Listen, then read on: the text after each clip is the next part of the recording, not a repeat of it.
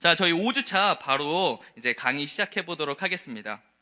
오늘은 이제 열왕기 하와 역대하에 이제 걸쳐져 있는 부분인데, 이제 저번에 말씀드렸듯이 이제 열왕기 하는 이제 분열 왕국과 멸망까지를 이야기하고 있어요. 그래서 그 열왕기 상에서는 엘리야랑 이제 막 아합이랑 막 되게 대치하는 내용들을 주로 나왔었죠. 그렇게 하고 이제 막 어떻게 되나 하고 있는데 이제 멸망까지 이제 그리고 난 다음에 역대하로 넘어가게 됩니다. 근데 역대기는 제가 전번에 한번 설명드린 적이 있었는데 어떤 성격을 가지고 있었다고 하는지 혹시 기억나시나요? 반복, 뭔가 신명기처럼 뭔가 그 내용을 반복하는 내용이라고 했었습니다. 그래서 뭔가 우리가 반복되어진 내용들을 발견할 수가 있게 될 거예요. 그래서 여기는 통일 왕국과 이제 분열까지가 내용을 다루게 될 것입니다. 그래서 그것을 염두에 두고 따라와 주시면 되겠고요.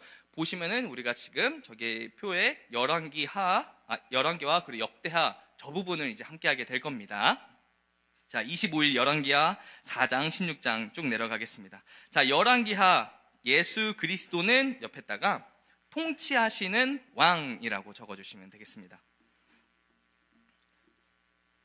예수 그리스도는 통치하시는 왕. 그래서 저자는 이제 미상이고요. 주제는 불순종으로 인한 왕국의 몰락과 파멸. 그 핵심 단어는 흩어짐입니다. 그래서 열왕기상 내용에 이어서 엘리사, 아모스, 호세아, 이사야, 예레미야 등 많은 선지자들의 경고에도 불구하고 반복되는 우상 숭배와 도덕적 타락으로 인해 멸망의 길로 치닫는 두 왕국의 비극적 멸망의 역사를 기록하고 있습니다. 그래서 보면 밑에 개요를 볼 건데요. 그 17장에 보면은 북이스라엘이 망하는 내용이 나와요. 그래서 그것을 기준으로 나눌 수가 있습니다. 17장 위로는 북이스라엘이 이제 멸망하는 그때 북이스라엘 이야기가 나오다가 그들이 이제 멸망하는 이야기까지를 다루고 있고요. 그다음에 136년 뒤에 남유다가 망하는 것을 밑에 부분 18장부터 25장까지의 내용을 통해서 우리가 알 수가 있습니다. 그래서 136년의 차이가 있다. 이것을 이거 BC 722년과 BC 586년 이 부분은 좀 외워둬도 좋습니다. 그래서 나중에 뭔가 이것을 기점으로 뭔가 역사를 이렇게 생각해낼 때 좋거든요. 그래서 가능하시면 외워두시면 좋겠습니다. 그래서 특징으로 넘어가면 북이스라엘의 멸망과 남유다의 멸망 과정을 객관적으로 상세히 기록하고 있다. 그리고 본서의 전반부인 절반가량은 거의 엘리사의 사역으로 기록되어 있다 라고 이야기했는데, 여기서 조금 재밌는 부분이 뭐냐면은 열왕기상에서 그 주연 배우가 누군지 기억나시나요?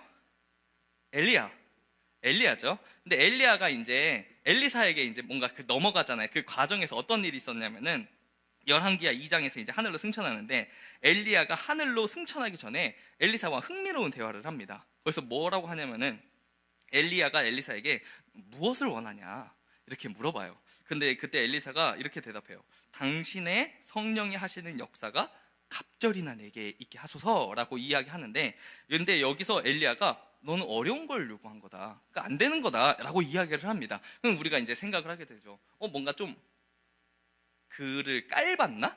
내가 얼마나 대단한 사람인데 뭐 이런 의미로 얘기한 걸까? 아니면 시샘을 했나?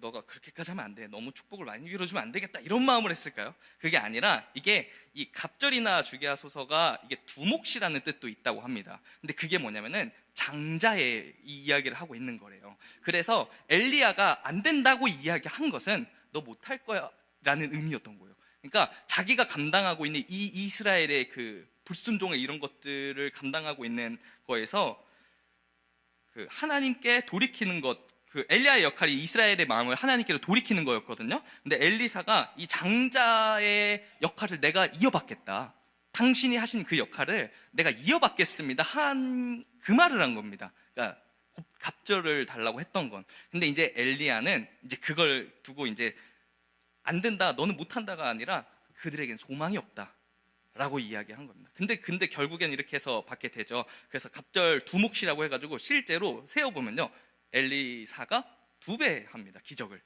2배 해요. 그 내용대로 가는 거예요. 그래가지고 이 엘리사 사역이 진짜 내용이 많습니다. 그래서 절반가량은 다 엘리사의 사역이다, 이게 좀 그런 흐름도 있구나 라는 것을 우리가 살펴보고 지나갈 수가 있겠습니다. 보면 남유다의 8명의 선왕에 비해 북이스라엘은 20명의 왕은 모두 하나님 보시기에 악했다. 19명으로 되어 있는데 제가 알기로는 20명이거든요. 둘 다 20명씩이에요.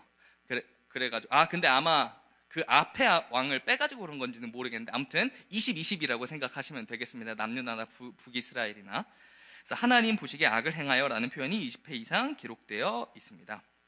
밑에 보면 열왕기하는 상권에 이어 남북 왕조의 죄악상을 보여주면서 결국 멸망당함으로 끝을 맺게 됩니다. 열왕기하는 엘리야가 승천하면서 그 선지자 자리를 엘리사에게 인계하는 것으로부터 시작합니다. 말씀드렸듯이요. 그리고 그 네 번째 줄에 하나님은 엘리사를 통한 5가지 기적으로 당신의 백성을 돌보심을 보여줍니다. 5가지 기적들은 1번 엘리사는 과부의 기름병이 그녀의 빛을 갚기에 충분할 만큼 만들고 2번 아이를 못 낳는 여인이 아들을 가질 것이라고 약속하고 3번 후에 그 아들이 죽었을 때 그녀에게 되찾아주며 4번 독이 있는 음식을 먹을 수 있게 해주며 5번 줄인 자를 위해 음식을 공급해주는 것들입니다. 쭉 내려와서 밑에서 네 번째 줄에 요시야 왕 때는 성전을 수리하다가 발견한 율법책을 기초로 광범위한 개혁이 진행됩니다. 이 지금 뭔가 그 고치는 것, 개혁, 이 포인트가 계속 나와요. 그래서 이 흐름이 오늘 어떻게 이어지는지에 좀 중점에 두고 한번 계속 살펴봤으면 좋겠습니다. 열왕기하 22장, 23장에서 이 율법책에 대해 말하고 있는 것을 비추어 볼 때 그것은 아마도 신명기였던 것 같습니다. 요시야는 그 성전 청소할 때 뭐 말씀 발견했다고 하잖아요. 그게 신명기였을 것이라고 이제 추측을 합니다. 그래서 요시야는 그 말씀이 이제 찾고 보니까 이제 우리가 그렇게 안 하고 있는 거죠. 그래서 그것들을 전부 다 개혁하게 된다. 그 내용이 밑에 있습니다. 그래서 마지막 줄에 보면은 그로 인해 그 땅에 유월절을 다시 지켰습니다. 하지만 예루살렘 멸망 이전에 있었던 마지막 네 왕들은 모두 악했으며 여기 네 왕들은 적어두실까요? 여호야김, 안 써 있습니다. 여호야김, 여호야긴, 여호야하스, 시드기야. 이렇게 네 왕이에요. 마지막 여호야김, 여호야긴, 여호야하스, 시드기야. 그들은 모두 악했으며 그로 인해 그 땅에 내린 여호와의 심판을 피할 수 없었습니다 라고 써 있습니다. 그래서 이게 뭐냐면은 하나님께서 그들을 새롭게 하시는 거예요. 하나님께서 하시는 일이기 때문에 그것은 피할 수가 없는 일입니다. 멸망당할 수밖에 없는 이야기입니다. 그래서 예레미야가 계속 말하죠. 멸망할 거야, 멸망할 거야 라고 이야기하는데 이제 막 그래서 감옥에 갇히고 돌도 맞고 하는데 어쨌든 그 일은 피할 수 있는 일이 아니다. 어쨌든 우리가 이 가운데에서 근데 또 인간적인 마음으로 하나님 진짜 너무하시네 라고 생각할 수도 있겠지만 우리는 그걸 항상 생각해야 돼요. 하나님의 뜻이 있다. 그래서 하나님께서는 이들을 버리신 게 아닙니다. 이들을 새롭게 하시는 것입니다. 우리는 이 관점으로 너무 잔인한 하나님이 아니라 하나님의 뜻이 무엇인지를 더 발견하는 그런 해석으로 더 나아가는 게 더 좋을 것 같습니다. 자, 1, 2장은 엘리야라고 적어주시면 되겠습니다. 엘리야. 분열왕국 시대의 엘리야는 예수님이 제자들과 기도하러 오르신 산에 모세와 함께 나타난 적이 있습니다. 구약의 대표적인 선지자 엘리야는 갈멜산 대결에서 여호와가 이스라엘의 하나님이심을 드러냈는데 이는 그리스도 예수의 주되심을 전파한 바울의 사역과 동일합니다. 이 부분까지만 읽고 넘어가도록 하겠습니다. 그 다음은 빈칸에 엘리사라고 적어주시면 되겠습니다. 2장이 등장한다고 했었죠.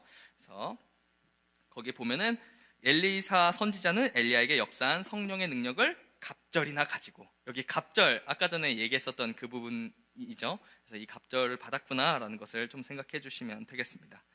그 다음으로 넘어가면 예후의 거사와 오므리 왕조의 징벌, 이제 8장부터 12장까지 내용이 나오는데 여기서 이제 북이스라엘 왕들의 이야기가 나오게 되고요. 그 다음으로 넘어가면 북왕국의 멸망이라고 적어주시면 되겠습니다.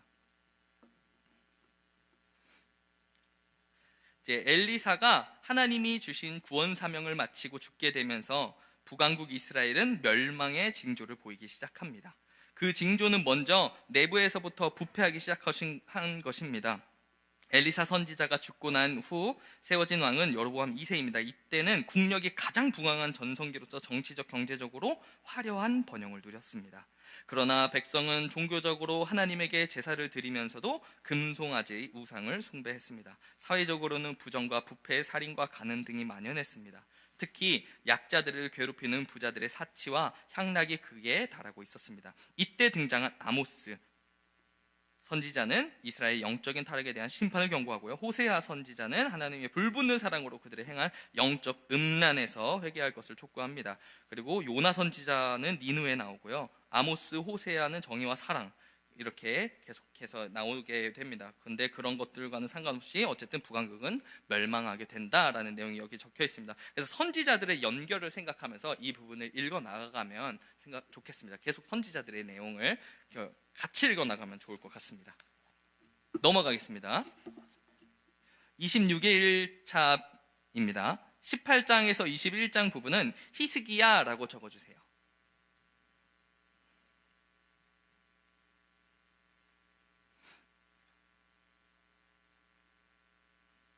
네, 북왕국은 아수르에 의해 망하고 유다 왕국이 남았지만 유다 왕국의 운명도 풍전등화의 신세입니다. 여기가 지금 아까 전에 제가 말씀드렸던 17장이 지나갔죠. 그래서 남유다 이야기가 나오는 겁니다. 17장이 이제 북이스라엘까지만 나오고 18장부터 이제 남유다 이야기가 나와요. 그래서 히스기야 이야기가 나오는데 그는 대대적 개혁을 이제 시작을 합니다. 그리고 이때 맨 마지막으로 이제 나아가면서 여기 이사야 선지자가 조금 나오는 것들을 염두에 두고 읽어주시면 되겠고요. 그 다음 22에서 25장으로 넘어가면요, 거기는 요시야 왕이고 제가 여기를 읽어드리겠습니다. 히스기야가 죽자 므낫세와 아몬이 순서대로 왕이 되어 히스기야의 종교 개혁을 뒤로 돌려놓는 악을 저지릅니다. 그러나 하나님은 약 300년 전에 준비하신 요시야를 유대의 16대 왕으로 세우시고 종교 개혁을 시작하십니다. 이때 주로 사역한 선지자들은 예레미야, 나움, 하박국, 스바냐입니다. 대표적인 선지자 예레미야는 요시야 왕의 종교계에도 불구하고 유다 백성이 하나님을 떠났다고 말합니다.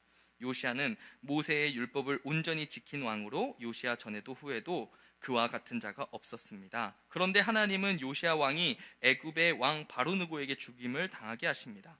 이는 하나님의 말씀을 어긴 남유다를 멸하기로 작정하셨으나 요시야로 하여금 모든 재앙을 눈으로 보는 고통을 당하지 않게 하시려는 것입니다.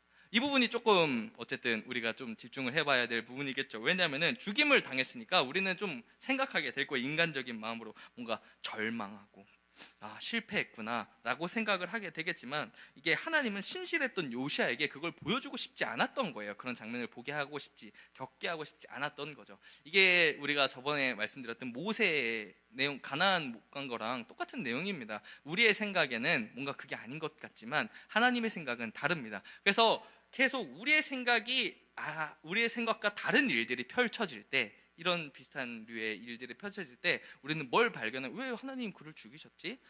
근데 그는 선했잖아. 막 이런 일들을 많이 발견하게 될 텐데, 우리는 그 가운데서 뭘 느낄 수가 있냐면, 이 땅의 삶이 끝이 아니라는 것을 더 바라보게 된다는 거예요. 그러니까 가나안 보는 게 더 좋겠지라고 생각을 하고, 요시야도 뭐 그게 죽지 않는 게 더 좋겠지라고 생각을 하겠지만, 성경은 계속해서 그런 상황들을 통해서 이 땅의 삶이 끝이 아니라는 것, 그래서 우리는 이 땅에 살아가면서 하나님의 나라를 누리며 살아가지만 또 우리는 그 오실 하나님의 나라를 기대하면서 또 그 다음에 그것을 생각하면서 살아야 된다는 것, 이것을 계속해서 우리 말씀을 통해서 우리가 또 바라볼 수가 있겠습니다. 넘어가면요, 바로 역대상입니다. 이제 역대상, 이제 역대상 이제 역대하로 나누게 되는데, 먼저 말씀드리면 역대상은 사무엘 상하를 다룹니다. 역대상은 사무엘 상하를 다루는데 주로 사무엘 하를 많이 다뤄요. 그 사무엘 하를 주로 다루는데, 역대하는요 열왕기 상하를 둘 다 골고루 다루고 있습니다. 그래서 역대상 옆에 예수 그리스도는 구원 역사의 증거라고 적어주시면 되겠습니다. 구원 역사의 증거. 왜 구원 역사의 증거라고 적어야 되냐면은, 이게 하나님이 우리 구원의 주인 되심을 다시 한번 살펴보자, 이 말을 하고 있는 거예요. 제가 이거 다시 한번 조금만 설명을 더 드리자면, 이게 역대기는 어쨌든 반복이라 그랬잖아요. 다시 한번 설명하는 내용들을 가지고 있다고 했었어요. 그러면은 우리가 질문이 생깁니다. 왜 같은 시대의 이야기를 두 번이나 기록했을까?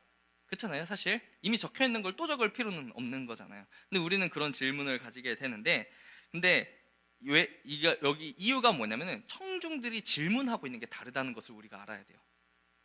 이것을 이 책을 이 이야기를 듣는 청중들이 가지고 있었던 질문이 달랐어요. 왜냐하면 기록된 이유와 대상도 다른 거예요. 이 열왕기상은 이스라엘이 멸망하고, 그러니까 포로로 끌려간 시기의 백성들입니다. 그러니까 포로 시대의 사람들이에요. 열왕기상하는. 그러니까 열왕기상하를 읽는 사람들은 포로 시기 때 그 책을 접하게 되는 거죠. 그래서 하나님이 실패하신 건가? 그러니까 그때의 상황을 다루고 있지만, 그러니까 지금 천 상황이 아니라 역사책을 읽는 겁니다. 그 상황이 일어나는 것을 그대로 실시간으로 적는 게 아니라 역사를 되짚어 보는 거예요. 지금 에스라를 통해서. 저자가 에스라거든요.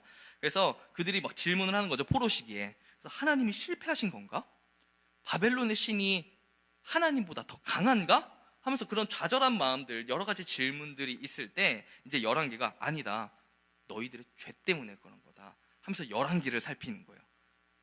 그런 이해가 되시죠? 그렇게 해서 그때 시대의 역사를 살피는 겁니다. 근데 역대기는요, 이 책은 그 역대기는 바벨론 시대의 포로로 끌려갔다가 페르시아 시대 때, 그러니까 바사 때 돌아오거든요. 귀환한 사람들에게 대상으로 쓴 책입니다. 그러니까 포로 시기가 끝나고 바사 시대 때 돌아오잖아요. 그 사람들에게 질문에 대한 답변을 쓴 책이에요. 그래서 그들이 막 질문을 하는 거죠. 우리 왔잖아요. 우리 성전도 지었잖아요. 근데 왜 이렇게 힘들어요? 왜 여전히 힘든 거예요? 왜 여전히 힘들고 아프고, 다윗 왕조에게 약속해 주셨던 그 메시아 그거는 도대체 언제 이루어지는 거예요? 너무 답답하고 너무 힘들어요 라고 이야기하고 있을 때 역대기를 통해서 아직 끝나지 않았어. 하나님의 약속은 이어지고 있어. 그리고 너희들이 어떤 사람들인데 하면서 이야기를 살펴보자는 거예요. 그래서 역대기가 세 가지를 주로 다루고 있거든요. 하나는 여러분들이 정말 읽기 힘들 족보가 나타납니다. 역대기는 1장부터 9장까지 진짜 길어요.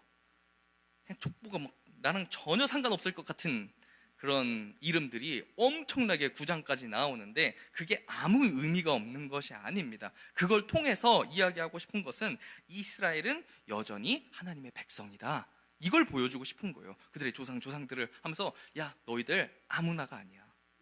너희들 그들의 하나님의 백성이야. 이걸 족보를 통해서 이야기하고 싶은 거예요. 그 다음에 두 번째 강조하고 있는 게 다윗 왕조입니다. 다윗 왕조를 강조하면서 이제 메시아를 상징하는 것들을 이제 드러나게 하죠. 그리고 세 번째가 성전을 강조해요. 그러니까 족보, 다윗 왕조, 그 다음에 성전, 이것을 세 가지를 이제, 왜냐면은 참된 메시아죠. 성전 대신 참된 메시아를 계속해서 강조하기 위해서, 그것을 조명하기 위해서 계속해서 강조하고 있는 것을 볼 수가 있습니다. 그래서 저자가 에스라로 추정이 됩니다. 정확하진 않고요, 미상이에요. 근데 에스라로 추정이 됩니다. 왜냐면 그때 시기에 활동한 선지자예요. 그 귀한 시대. 그래서 역대기 저자가 에스라로 추정이 되고 있습니다. 그래서 주제는 다윗을 통한 하나님의 섭리, 남왕국 유다의 역사를 중심으로 이렇게 다루고 있습니다. 왜냐면 귀환은 누가 했죠? 북이스라엘이 귀환했나요? 남유다 백성들이 귀환을 한 거잖아요. 그래서 남유다 왕 역사만 다룹니다. 이해되시죠? 자, 그래서 왕조, 핵심 단어는 왕조이고요. 내용은 역대기는 택하신 백성에 대한 하나님의 관점에서 기록된 역사로, 특히 다윗 왕국과 남유다의 역사에 초점을 두고 긍정적인 면만을 부각시킴으로써 궁극적으로 다윗의 통치를 하나님의 언약에 근거한 신적 통치로 기록하고 있다. 어쨌든 긍정적인 면만을 기록하고 있는 이유는, 그들이 질문한 게 뭐였어요? 왜 이렇게 힘들어요? 우리 돌아왔는데 왜 여전히 성전도 짓고 했는데 왜 이렇게 힘듭니까? 근데 그들에게 뭘 주고 싶은 거죠? 희망을 주고 싶은 거예요. 그래서 긍정적인 이야기만 합니다. 너희들이 어떤 사람들인데, 너희 진짜 대단한 사람들이야. 너희는 아무나가 아니야. 이런 식으로 족보를 이야기하고, 다윗 왕조 계속 이어지고 있어. 하나님께서 여전히 역사하고 계셔. 그리고 결국 성전을 통해서 우리의 참된 메시아 되신 분들을 조망하게 되는 그런 일들, 희망의 메시지를 전하고 있는 것을 이 역대기를 통해서 발견할 수가 있습니다. 그래서 개요를 보면 1장부터 9장까지는 아담에서 다윗까지의 족보를 다루고 있습니다. 아까 말씀드렸던 거 찾지는 마세요. 그냥 슉슉 읽어가세요. 그리고 10장부터 29장까지는 다윗의 신정통지. 아까 전에 다윗 왕조를 되게 많이 강조한다 그랬었죠. 그래서 역대기가 사무엘서 열왕기와 다른 점 하면은 사무엘과 열왕기가 이스라엘과 유다에 대해 선지자적, 도덕적 관점에서 정치적 역사를 기록하고 있다면 해서 정치적 역사 동그라미 한번 해주시고요. 역대기는 유다의 다윗 왕조를 중심으로 제사장적, 영적 관점에서 바라본 종교적 역사를 기록하고 있다. 종교적 역사에 동그라미 한번 쳐주시면 되겠습니다. 이제 사무엘서와 열왕기는 그냥 다 기록합니다. 그냥 역사책이에요. 진짜 그냥 몇 년도에 뭐가 있었다 이런 식으로 기록하고 있는 그런 것처럼 그냥 가감없이 그 내용들을 기록을 해요. 근데 역대기는 같은 시대를 그리고 있지만 관점이 완전히 다르죠. 그래서 종교적인 역사를 관점을 가지고 쓰는 거예요. 이해가 되시죠? 관점이 아예 다르기 때문에 내용이 달라집니다. 그래서 하나님이 다스림심에 대해서 이야기하고 싶은 거예요. 역대기는.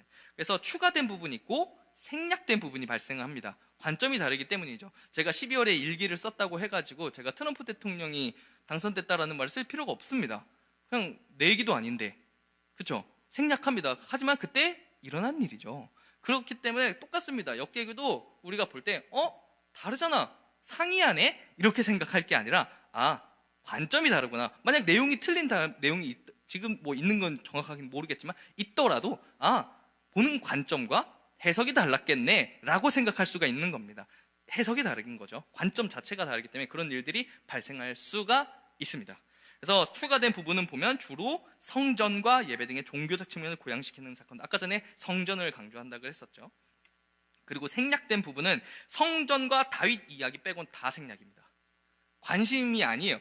다른 거 막 다른 역사가 관심이 없어요. 얘는 오직 그것만 강조하고 싶으니까 다른 것들은 대부분 생략되었습니다. 그래서 우리가 역사가 다른 것이 아니다, 관점이 다른 것이다, 이것을 염두에 두고 읽어주시면 되겠습니다. 특징은 창조 때부터 시작해서 모든 인간의 역사를 포괄한 성경의 두 책 중에 하나, 그리고 유다 왕국의 역사만을 기록하고 있고 성전과 제의에 큰 관심을 둔 제사장적 관점에서 기록되었고, 네 번째, 열왕기가 포로로 잡혀간 이스라엘을 위한 책이라면 역대기는 포로에서 돌아와 회복된 공동체를 위한 책. 아까 전에 귀환한 사람들을 대상으로 쓴 거라고 이야기했었었죠. 여기가 이 부분에 해당이 됩니다. 대상자가 다른 거예요. 그리고 밑에 보면 역대기, 이제 밑에 문단입니다. 역대기는 열왕기처럼 이스라엘의 역사를 기록하지만 열왕기는 남북 왕국을 포함한 왕권을 중심으로 한 기록이고, 역대기는 남왕국 유다와 성전을 중심으로 한 역사를 기록하고 있습니다. 역대기의 저자가 누구인지는 정확하게는 모르지만 포로에서 돌아온 제사장 출신 학사 에스라라고 추정합니다. 그는 이스라엘 백성의 정체성을 찾기 위해 연대기적 역사서가 필요했고, 여기 백성의 정체성 이 부분에 밑줄 한 번만 쳐주시겠습니까? 그리고 그래서 아담에서부터 시작하는 역사를 기록합니다. 그러나 그 정통성이 남왕국 유다로 이어지기 때문에 남왕국의 역사만 포함시키고 이스라엘의 하나님이 선민이라는 정체성을 확립하기 위해, 여기 부분 이스라엘의 하나님이 선민이라는 정체성을 확립하기 위해 여기 밑줄 한번 쳐주시고, 왕권보다는 성전을 중심으로 하는 신앙사관을 기초로 기술한 역사서입니다. 역대기의 강조점은 성전과 그 관련된 예배의 순수성, 예배의 규정과 질서, 우상적 예식 등과 관련해서 하나님의 영광을 높이는 데 초점이 맞추어져 있습니다. 역대상에서 족보 내용을 빼면 주로 성전과 다윗 열정, 결국에 다 이거 족보, 성전, 다윗 이것만 얘기하고 있다고 생각을 해주시면 되겠습니다. 넘어가겠습니다. 역대기의 네 가지 특징. 사무엘서나 열왕기보다 심판성이 더 강한 책입니다. 따라서 신성이 인간적인 측면보다 강한 책입니다. 역대기는 선지자 관점에서 기록한 책이라기보다는 제사장적 관점에서 쓴 책입니다. 그래서 성전 건축에 관해서 지나칠 정도로 자세히 기록하고 있습니다. 또 왕의 선함과 악함의 기준이 레위기적 제사법을 기준으로 성전 예배를 함양하는가 무시하는가 방해하는가가 판단 기준이 됨을 보여줍니다. 그리고 첫 9장은 사울 왕까지 내려오는 이스라엘 민족의 정체성을 규명하는 족보로 구성되어 있습니다. 계속 같은 얘기가 나오고 있죠. 밑에는 뭐 남왕국만 이야기하고 있다, 그들의 정통성 때문에 남왕국만 얘기하고 있다고 이야기하고 있습니다. 결국엔 똑같습니다. 귀한 후에 예루살렘에 와보니까 소망이 없는 거죠. 그래서 그들에게 소망을 주기 위해서, 희망을 주기 위해서 쓴 책이라는 거예요. 에스라가 너희 그렇게 너무 침울해 있지 마. 자, 모여봐. 내가 뭐 하는 얘기를 들려줄게 하면서, 너희 이게 다른 어디 이상한 얘기가 아니라 바로 너희들 이야기야. 이 하나님이 너희와 함께 하셔. 이걸 족보를 통해서, 다윗을 통해서 이야기하고 있는 거예요. 그래서 우리는 성전 중심의 삶을 살아야 돼 하면서 이것을 이야기하고 있는 것입니다. 그래서 다음으로 넘어가면 역대기의 현대적 의미라고 적혀 있지만 거기 옆에 이렇게 써주시면 좋을 것 같아요. 역대기를 흥미롭게 느끼지 못하는 이유라고 적어주세요. 첫 번째랑 마지막만 읽을 건데, 현대인은 성경이 하나님의 영감에 쓰여졌다는 사실에 대한 의구심 때문에 역대기 의미의 중요성을 두지 않는 경향이 있습니다. 현실감이 없다고 생각합니다. 그래서 현실감이 있는 사무엘서나 열왕기를 더 선호합니다. 뭔가 조금 더 그게 팩트다. 그러니까 어쨌든 가감없이 기록된 것들이니까 그것은 팩트라는 어떤 인식이 있어가지고 그걸 더 재밌게 읽습니다. 왜냐하면은 역대기는 해석되어진 거죠. 어떤 관점을 가지고 해석되어졌다고 생각을 하기 때문에 좀 팩트가 아니라서 별로다라는 생각을 한번 갖게 되는 것 같습니다. 그래서 조금 더 덜 읽히는 면이 있고요. 조금 더 우선순위가 떨어진다고 생각을 하게 되는 거겠죠. 그리고 네 번째 보면은 현대인의 역대기에 흥미를 느끼지 못하는 또 다른 이유는 역대기의 역사를 하나님 나라를 세우는 과정을 기록하는 것이라는 관점에서 읽지 않고 단순히 이스라엘의 역사라는 관점에서 읽기 때문입니다. 남의 나라의 역사라고 생각하면 흥미가 없는 법입니다. 그러니까 역사라고 본다면 사실 어떻게 보면 사무엘서랑 열왕기보다 떨어지는 건 사실이죠. 왜냐하면 가감없이 기록한, 그러니까 이걸 역사책으로만 본다면 떨어지는 책입니다. 근데 그렇게 읽다 보니까 이걸 안 읽게 되는 거예요. 근데 우리가 그렇게 읽을 게 아니라 나랑 동떨어진 얘기가 아니라 이것은 통해서 하나님의 계획을 우리가 생각을 하면서 읽으면은 이게 더 좋은 책이다, 저게 더 좋은 책이다가 아니라 충분히 읽어야 하는, 당연히 읽어야 되는 성경이 된다라는 것입니다. 똑같은 중요성을 가지고 있는 것입니다. 다윗 왕조의 계보 1~3장, 이제 1에서 3장에서 다루고 있고요. 27일로 넘어가면 4에서 10장은 이제 역대상, 여기 4에서 10장은 유다 지파의 계보가 나오게 됩니다. 이제 어쨌든 계속 족보 나오고 있는 거예요. 자, 넘어가면 이제 언약 나옵니다. 11장에서 20장은 이제 언약 나오고요. 그 네 번째 줄에 보면 두 돌판은 율법을, 이거 조금 동그라미 쳐보면 좋을 것 같아요. 두 돌판하고 마침표 나올 때까지 밑줄 쳐주세요. 두 돌판은 율법을 지킬 수 없는 인간의 죄악과 복음의 은혜로만 구원 얻음을 상징합니다. 무엇을 상징하는지 설명하는 거죠. 그래서 아론의 쌍나지팡이 동그라미하고는 패역한 자의 표징이며 마른 나무와 같은 옛사람에서 새 사람으로 중생하는 상징입니다. 그리고 만나 동그라미하고 인간의 근본적인 욕구로 하나님에게 반항하는 옛사람의 상징이며 생명의 떡이신 예수 그리스도를 먹어야 살 수 있다는 영생의 상징입니다. 그러므로 돌판에 새겨진 계명은 마음판에 새겨진 예수 그리스도를 상징합니다. 그리고 하늘의 만나는 생명의 양식인 예수 그리스도의 말씀을, 그리고 아론의 쌍나지팡이는 예수 그리스도의 부활을 상징적으로 보여줍니다. 우리가 구약을 읽고 있지만 계속해서 우리는 예수를 향해서 뭔가 점진적으로 이야기가 그리고 되게 멀리 있다고 해도 계속해서 예수를 바라보고 있고 대망하고 있다는 것을 이 구약을 통해서도 읽어 나갈 수가 있습니다. 28일로 넘어가세요. 다윗의 인구조사라고 적어주세요. 넘어가겠습니다. 22장은 성전 건축을 준비하는 다윗이고요. 23장, 26장은 성전 조직을 정비 강화하는 다윗입니다. 여기서 그래서 되게 상세하게, 엄청나게 상세하게 나와 있어요. 그래서 사무엘 상하에는 기록되지 않은 것입니다. 성전 관련된 내용은 어쨌든 기록되지 않았는데 여기서는 추가되었다고 아까 전에 이야기했었죠. 다윗과 성전 관련 내용은 되게 상세하게 다루는데 어쨌든 성전 내용은 추가된 겁니다. 그 앞에 내용에는 없는 거예요. 그래서 밑에 보면 성전 건축을 위한 다윗의 준비가 나와 있습니다. 다윗이, 왜냐면 우리가 저번에 제가 말씀드렸나 잘 기억이 안 나는데, 다윗이 나는 정말 멋진 곳에서 살고 있는데 하나님은 너무 천막에서 살고 있네, 그 마음이 되게 안타까웠다고 했잖아요. 근데 지으려고 했는데 하나님이 막으셨습니다. 그래서 너에게서 난 아들이 짓게 될 것이다 라고 말씀을 했었어요. 그래서 다윗이 예 알겠습니다 하고 그만둔 게 아니라 짓기만 하면 될 정도로 전부 다 준비합니다. 그냥 지을 사람까지 다 정해놔요. 그냥 지어라 라고 말하면 될 정도로, 그러면 바로 지어질 정도로 모든 준비를 다 맞춰 놓습니다. 이게 어떻게 이게 가능했냐면 당연히 다윗의 마음 가운데 하나님이 완전히 가득했기 때문에 그 일이 가능했었던 거죠. 그래서 그것을 생각해서 읽으면 조금 더 은혜가 많이 되게 되는 것 같아요. 보면 준비에 최선을 다한 것을 볼 수가 있습니다. 이 부분들 한번 읽어보시면서 생각하면서 읽어보시면 되겠습니다. 여기가 막 우리가 막 성전 막 성막 짓는 것처럼 막 자색실, 홍색실 막 이런 거 나오잖아요. 그런 거 막 되게 상세하게 기록되어 있지 않아요.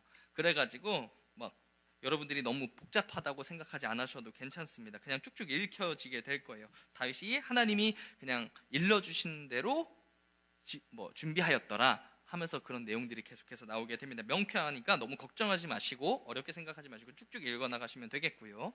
넘어가서 다윗의 죽음이라고 적어주세요.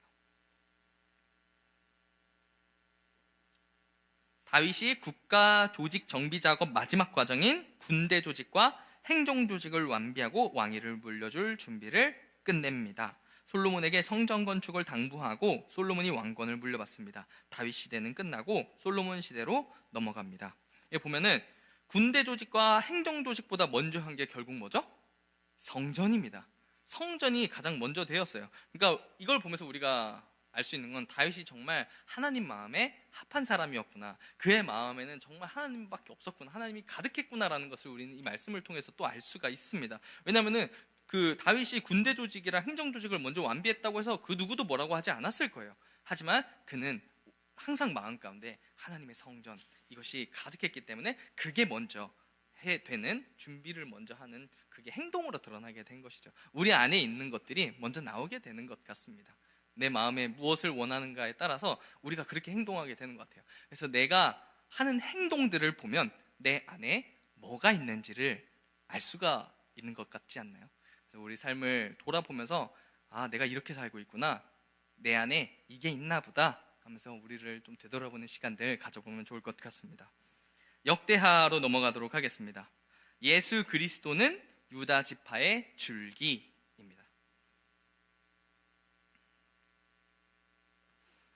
저자는 똑같이 미상이고요. 주제는 솔로몬의 성전을 통한 하나님의 섭리입니다. 핵심 단어는 겸허이고요. 내용은 통일왕국 말기인 솔로몬의 통치 때부터 유다 왕국 멸망까지의 역사를 기록하고 솔로몬의 영광스러운 성전으로 시작하여 400년 이상이 지난 후에 성전을 재건하라는 고레스 칙령으로 끝나는 책입니다. 1장부터 9장까지는 솔로몬 성전 건축과 통치 내용이 나오고 10장부터 36장까지는 유다 열 왕들의 통치와 멸망을 다루고 있습니다. 특징을 보면 다윗과 솔로몬의 통치 중에서도 특히 성전 건축 과정을 집중적으로 기록하고 있습니다. 계속해서 성전이 강조되고 있는 것을 볼 수가 있죠. 계속해서 역대기이기 때문에. 그리고 열왕기하가 유다의 멸망으로 끝나는 데 비해 역대하는 고레스의 포로 귀환 칙령으로 끝나면서 하나님의 경륜의 역사가 계속 이어질 것이라는 새로운 서광을 비추고 있다라고 했습니다. 그래서 왜냐하면 새로운 서광, 이거 제가 아까 전에 말씀드렸듯이 역대기는 결국 이 귀환한 사람들에게 뭘 하고 싶었다는 거였죠? 희망을 주고 싶었다 그랬잖아요. 그러니까 이렇게 끝나는 거예요. 그렇게 끝나야 되는 이유가 이제 좀 알겠죠?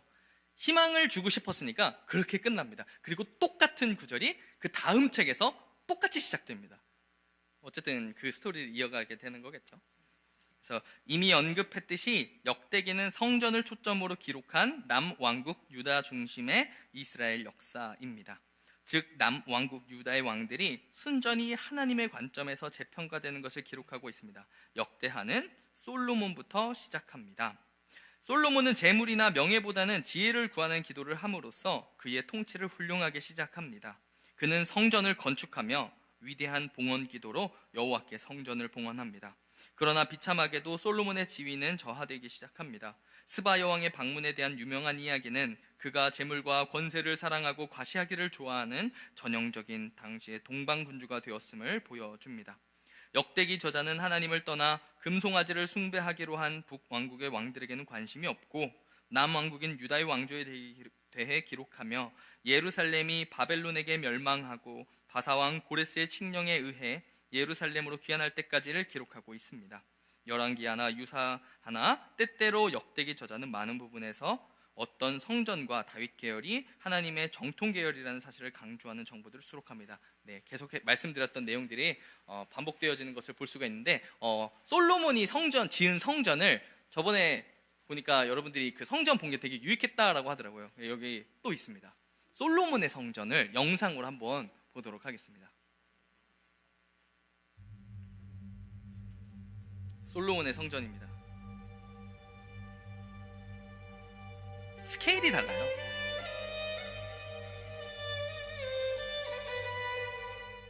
그래서 번제단이 나오죠. 똑같이 그냥 번제단 똑같은데 스케일이 다릅니다. 그래서 희생단이라고도 하고 이제 모세의 성막 때보다 사이즈가 훨씬 커졌습니다.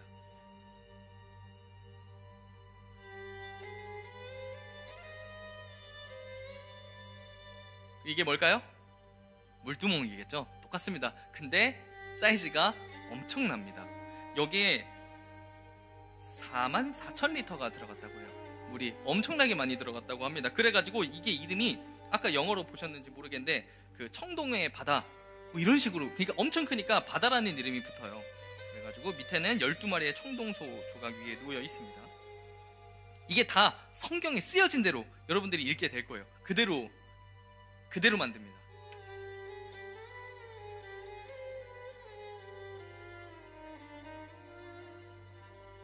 이제 들어가게 되면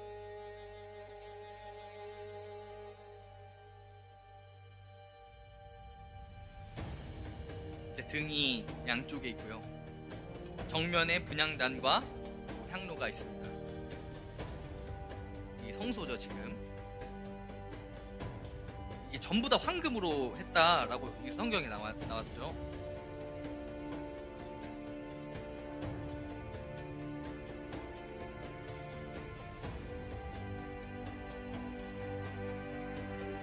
그리고 저기 보이면은 그 진설병상도 보입니다. 그리고 옆에 막 벽면을 어떻게 막 했다, 뭐 무슨 잘 기억이 안 나는데 꽃무늬가 뭐 이렇게 했다, 그것을 뭐 금으로 했다, 그 내용이 전부 다 기록되어 있는데 이것을 이렇게 한 겁니다. 저건 진설병이고요. 12개 나와 있죠. 저번에 성전 때랑 똑같습니다. 근데 다른 건 다 황금으로 했다. 분향단이고요. 그 위에 향로가 있는 것을 볼 수가 있습니다.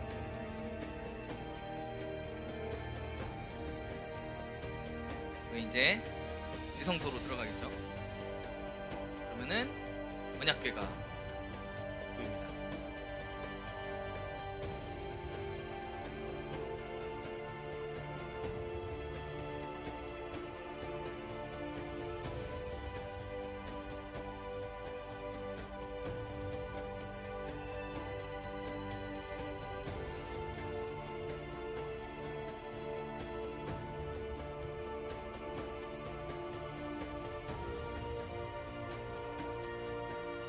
이거를 말씀으로만 읽다가 이렇게 보니까 되게 이질적이더라고요. 저는 너무 엄청 화려하게 지었죠. 이걸 다윗이 전부 준비하고 솔로몬은 이제 조립을 한 거죠. 이렇게 만들게 됩니다. 이게 결국엔 나중에 이게 바벨론 침공 때 완전히 무너지게 되고 귀환해서 다시 짓게 되는데 이만큼까지는 못 지어요. 근데 어쨌든 짓게 됩니다.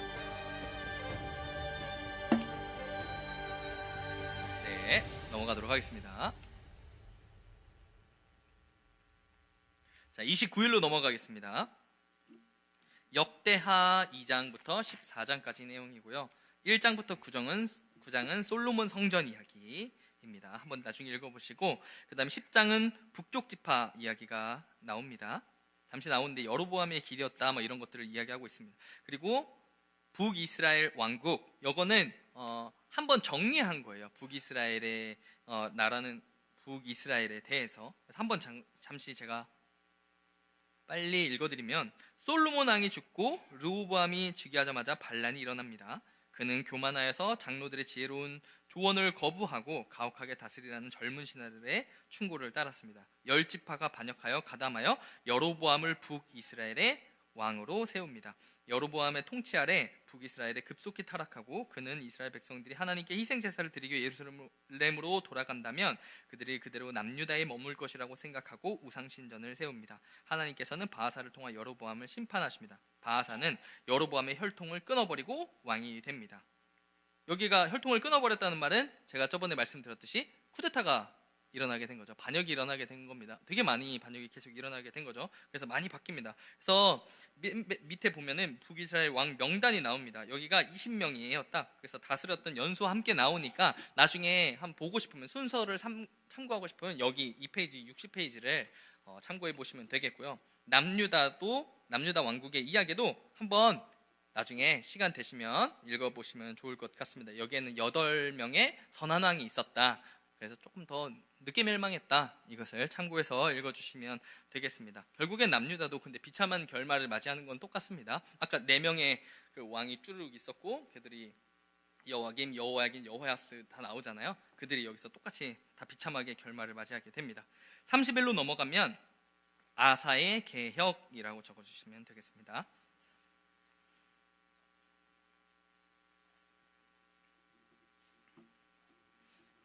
성경에서 선한 왕과 악한 왕의 기준은 도덕적인 기준보다 종교적인 기준입니다. 하나님과의 바른 관계가 무엇보다도 중요하기 때문입니다. 눈에 보이지 않으시는 하나님과의 관계가 무엇보다 중요하기 때문입니다. 눈에 보이지 않으시는 하나님과의 관계는 성전을 기준으로 선한 왕은 성전을 거룩하게 보존하고 악한 왕은 성전을 우상으로 더럽히게 됩니다. 남유다 세 번째 왕 아사는 우상을 섬기는 데 썼던 이방 제단과 산당들을 없애버렸습니다. 그리고 헛된 신들을 기념하는 돌기둥들을 부숴버리고 아세라 우상들을 찍어버렸습니다. 이렇게 개혁합니다. 그의 개혁을 통한 눈에 보이는 축복은 구스 사람 세라의 100만 대군을 무찌르고 승리한 것입니다. 또한 북쪽 지파의 에브라임과 므낫세 시므온 지파 중에서 많은 사람들이 아사에게 왕에게로 돌아왔고 그들의 사방에 평안을 누렸습니다. 그러니까 결국에 보면은 개혁을 하는데 사실 어떻게 보면은 개혁이 그런 거잖아요. 찍어버리고 없애버리고 불태워버리고 이런 일들을 수반합니다.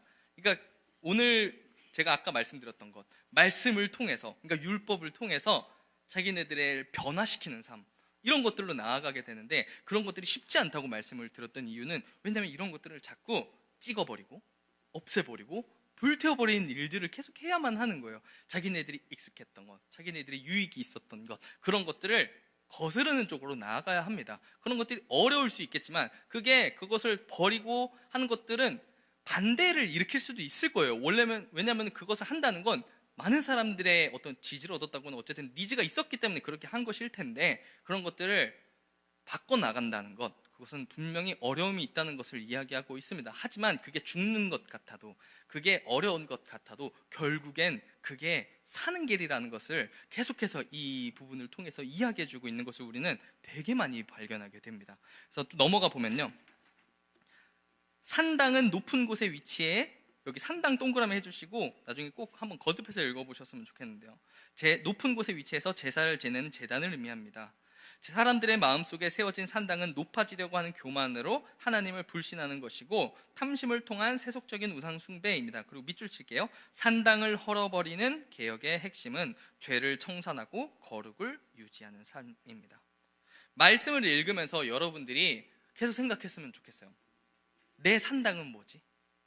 내 안에 가장 높은 산에 올려놓고 나에게 유익이 된다고 생각하면서 그것 하나님을 의지하고 살아가는 것이 아니라 그것들을 의지하면서 살아가고 있는 산당은 무엇인지 근데 그것을 그냥 발견할까요? 아닙니다. 말씀을 통해 발견하는 거예요. 말씀을 봐야만 그것들이 악한 것임을 알게 되는 겁니다. 가슴을 찢고 우리가 헛살았구나 우리가 잘못하고 있구나라는 걸 말씀을 통해 깨닫는 거예요. 그래서 다들 그렇게 안 사는데 말씀을 읽은 자는 내가 잘못하고 있구나를 깨닫게 되는 거죠. 그래서 그런 것들을 깨트리기 위해선 말씀이 우리에게 정말 필수적이라는 것입니다. 그래서 나의 산당은 무엇인지 우리가 묵상하고 말씀을 읽으면서요. 그래서 부수고 없애고 찍어내는 어려움이 있더라도 그 일들을 해내시기를 마음대로 축복합니다. 넘어가면요, 17장 24장은 여호사밧과 요아스의 개혁입니다. 이제 보면은 누구는 잘했고 누구는 못했다 이런 내용이에요. 근데 여기 중간에 보면 네 번째 줄에 여호사밧의 연혼 정책으로 그 아들 여호람은 아합의 딸 아달랴와 결혼해 아합의 집과 같이 행하며 성전을 더럽힙니다. 근데 어떻게 보면은 이 연혼 정책이 되게 당연한 정책이었어요, 당시에는. 그러니까 어떤 혼인을 통해서 어떤 정치적으로 동맹 관계를 유지하고 하는 것들이 너무나도 당연했던 시기죠. 그런 것들이 권장됐던 시기일 것입니다. 하지만 그것은 평화를 위한 그의 방법이라는 거예요. 인간적인 방법이라는 거죠. 여기에는 하나님을 의지하고자 하는 마음이 배제되어 있는 것입니다. 그것이 하나님 앞에 죄가 되는 것입니다. 다른 것을 자꾸 의지하려고 하는 것, 그런 것들, 그것을 이야기하고 있습니다. 그리고 밑에는 아수르 이제 내용을 다루고 있습니다. 아수르에 대해서 조금 더 알고 있으면은 성경을 읽을 때, 왜냐면 아수르가 너무나도 많이 나오기 때문에 북이스라엘을 어쨌든 멸망시키고, 그래서 나중에 꼭 읽어보시고 아수르는 이런 나라구나. 그리고 기회가 되시면 바벨론도 알아보진 마세요. 그냥 아무튼 저절로 알게 될 것입니다. 그냥 한 가지 말씀드리면, 바벨론, 북이스라엘은 아수르, 이제 남유다는 이제 바벨론에 멸망하게 되죠. 그래서 이제 끌려가게 되는데, 그때 바벨론 누구한테 망하게 되죠? 페르시아, 바사라고 나오는데, 얘네가 원래 되게 작았어요. 페르시아가 되게 작은 나라였는데, 메데라는 나라가 있습니다. 엄청 큰 나라예요. 근데 페르시아 왕자랑, 제가 정확히 기억한다면 페르시아 왕자랑 메데 공주랑 결혼을 해가지고 뭐 되게 이상한 정치적인 사건들이 과정 가운데서 걔네들 가족에서 일어나다가 결국에 페르시아가 그 결혼 그 관계 속에서 메데를 먹습니다. 아무것도 안 하고, 한 번도 안 싸우고. 그래서 메데 바사가 돼요. 들어보셨나요? 그래서 메데 바사가 돼가지고 엄청 커져가지고 나중에 엄청 큰 근동의 패권이 되죠. 그런 이야기들을 알고 읽으면은 조금 더 나중에 도움이 될 것 같습니다. 자, 이렇게 해서 5주차 강의를 마치게 되고요. 이제 아까 말씀드렸듯이 3분의 1 왔습니다, 여러분. 이제 정말 3분의 1 한 거예요. 이게 무슨 말인지 모르겠지만 여러분들 너무나도 잘하고 계시고, 지금 페이스대로 하신다면은 끝까지 저희 잘 할 수 있을 것 같습니다. 그래서 이번 주 읽으면은 여러분들 이제 거의 역사서가 끝이 나게 됩니다. 그래서 다음 주에는 많은 분들이 읽으면서 내적 갈등을 일으키는 이제 욥기가 나오게 되죠. 엄청나게 많은 질문이 나올 것이라고 이제 생각을 하는데, 많이 질문 주세요. 여러분, 제가 질문 주시면은 제가 이렇게 바로바로 답변해드리지 않습니다. 우리 조장님들은 아시겠지만 한 반나절 뒤에 알려드리기도 하고 뭐 바로 답변드리기도 하고 그렇지만, 왜냐면 저도 잘 몰라요. 여러분들이 질문을 해주시면 진짜 왜 그러지? 나도 생각을 한 번도 안 해봤네 라고 생각을 하게 됩니다. 그래가지고 엄청 열심히 찾아봐요. 그래서 찾아보고 뭐 고민하고 막, 원수 목사님 저 책 좀 빌려주세요 막 하면서 막 책 빌리러 가가지고 막 어쨌든 막 원 목사님한테도 물어보고 다른 목사님들한테도 물어보고 하는 그런 과정들이 있습니다. 그렇게 해서 제가 저에게도 유익이 되고 있어서 여러분들에게 잘 안내해 드릴 테니까요, 많이 질문해 주시고요.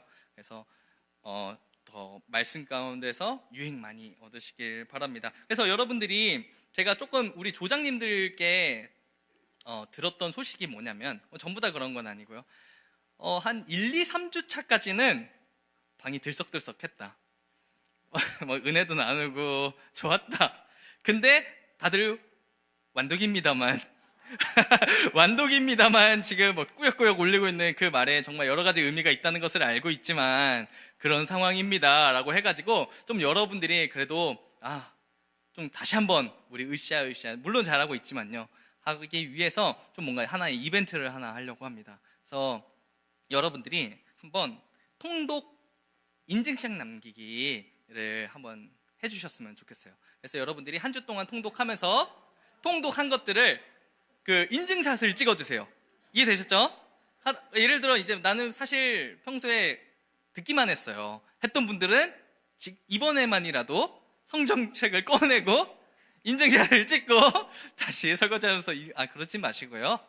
아무튼 성경 인증샷을 가족끼리 하고 있는 모습, 뭐 어떤 방식은 상관없습니다. 내가 일터에서 읽는다 그럼 그 장면을 찍어주셔도 되고요. 여러 가지 혹시 읽는 척하면서 찍어야 되나? 상관없어요.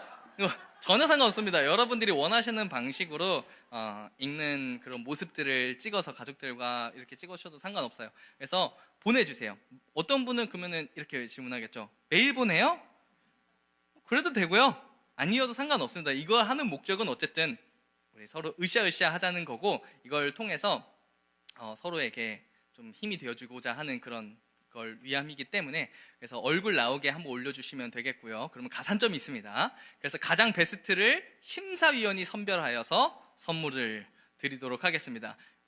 저희가 11조죠. 11조인데 조당 한 명씩 해서 커피 쿠폰을 드리도록 하겠습니다. 그렇죠? 여러분들 이제 커피 딱 드시면서 해주시면 되겠습니다. 뭐 놀러 갈 계획이 있으신 분들은 뭐 놀러 간 곳에서 성경책 읽으면서 보내면 진짜 엄청 부럽다라고 생각하시겠지만, 썬베드 같은 데 누워가지고 이렇게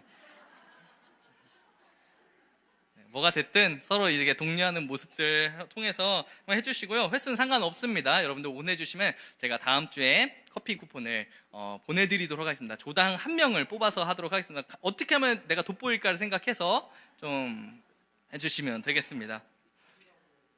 톡방에 올려주시면 됩니다. 그리고 우리 조장님들은 그것을 조장 톡방에 그대로, 아니요, 그렇게 하면 너무 많아요. 제가 누가 어딘지 알 수 없으니까 조장님들이 픽 하나 하겠습니다. 이해되셨죠? 죄송합니다. 우리 조장님들 괜히 내가 안 뽑혔다고 우리 조장님들 미워하는 일 없기. 아시겠죠? 나 안 뽑혔다고 우리 조장님들 미워하면 안 됩니다. 제가 여기서 말씀드렸습니다. 우리 조장님들은 한 명을 뽑아서 다음 주 화요일이죠. 다음 주 화요일 날 저희 조장 톡방에 올려주세요. 저희 조는 이분입니다. 이렇게 하면서 올려주시면 그분을 정하도록 하겠습니다.